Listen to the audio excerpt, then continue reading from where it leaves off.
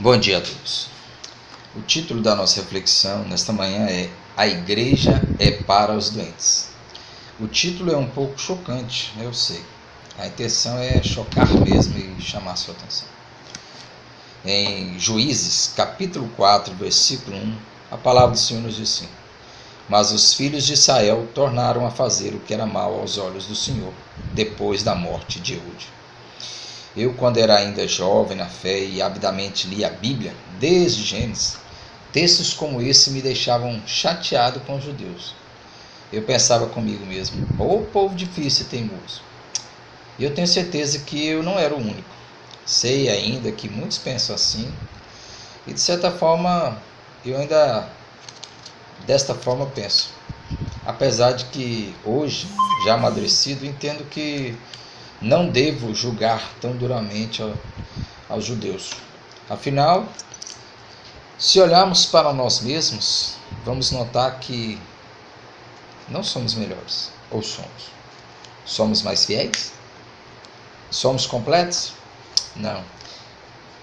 A igreja, ela não é diferente. O que a palavra de Deus nos mostra? Quando nós saímos do Antigo Testamento e vamos para o Novo, nós encontramos Paulo precisamente na sua primeira carta aos Coríntios, numa luta para explicar aos cristãos dali o que vem a ser igreja. E lá ele usa figuras como edifício, lavoura, corpo, e havia muitos problemas naquele lugar. Mas qual igreja você conhece sem problemas? Somente assim com cristãos fervorosos e firmes. Quando olhamos para Israel, nós vemos a nós mesmos. A igreja ela é muito parecida. Olhemos para dentro. Quando Jesus foi preso, todos os discípulos que antes pareciam dispostos a morrer por ele, como diz João 11,16, eles fugiram. Um o traiu, outro o negou.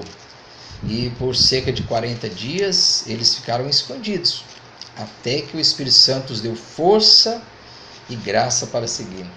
Mas a história ela nos mostra que seguimos titubeando pelos séculos. Nunca chegamos nem perto da perfeição. E claro, nunca chegaremos ou nunca seremos perfeitos nesta vida.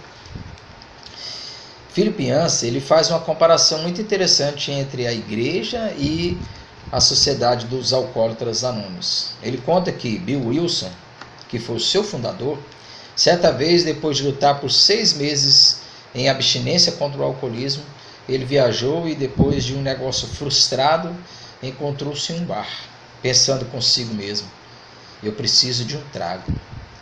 Ele lutou com tal pensamento, então veio-lhe outro. Não, eu não preciso de um trago, eu preciso de outro alcoólatra. Então entrou em contato com um médico amigo e ali nasceu a instituição, os Alcoólatras Anônimos. Yancey, ele argumenta assim: a igreja é o lugar onde posso dizer sem vergonha alguma, não preciso pecar, preciso de outro pecador. Ele diz isso no livro Igreja, Por que Me Importar, da editora Cepal, São Paulo, ano 2000. Algo que eu aprendi com um pastor lá em Londrina, no Paraná, é que não se pode ser cristão sozinho. Isso é impossível. Nós precisamos uns dos outros. Eu não acredito na igreja virtual, na igreja dos pastores virtuais.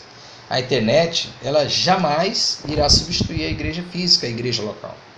Nós podemos, e claro, somos edificados por meio de sites cristãos, pregações na internet, no YouTube e tudo mais. Inclusive, essa mensagem tem esse objetivo. Os cristãos, eles devem ajudar-se, admoestar-se, exortar-se.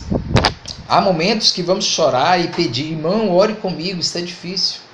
Precisamos da graça de Deus e do poder do Espírito Santo para vencer o pecado. Mas também precisamos de outros. Precisamos de ombros para abraçar e buscar ajuda. É aí que a nossa semelhança com os alcoólatras anônimos é ainda mais forte.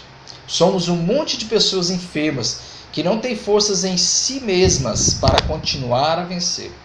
Os alcoólatras e os viciados em drogas, eles lutam contra o vício que é mais forte que eles. Nós lutamos contra o pecado mais forte do que nós, como Paulo diz em Romanos 7,19. Assim como os alcoólatras anônimos, nós temos passos a seguir, temos metas, alvos. e nos baseamos na palavra de Deus, que é a nossa regra de fé e prática. Igrejas não são perfeitas, todas estão cheias de falhas. Todas têm falhas.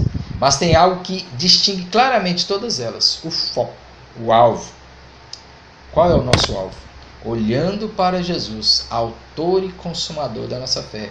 Hebreus 12, 2.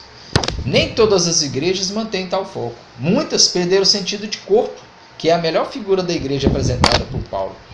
Muitas se transformaram em ciclo de histerias insanas, outras em clube social. E o pior de tudo, várias não passam de pequenas empresas que mercadejam bênçãos, entre aspas, com seus templos suntuosos e abomináveis. Contudo, assim como Israel sempre havia o remanescente fiel, os Elias, os Josués, Calebes, os Daniéis, Otoniéis, ainda há igrejas centradas na palavra. Nunca serão perfeitas, mas têm um alvo a seguir que as mantém de pé.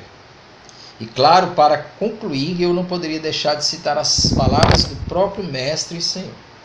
Os sãos não necessitam de médicos, mas sim os doentes. Mateus 9,12. Olha, se tudo lhe vai bem, se a sua vida é perfeita e você não se reconhece como pecador, não há falhas em você, você não vê problemas na sua vida e você está muito bem, então tudo bem. A igreja não é para você. A igreja não é o seu lugar. Mas se você é cheio de falhas como eu, seu lugar é na igreja. Vamos caminhar juntos.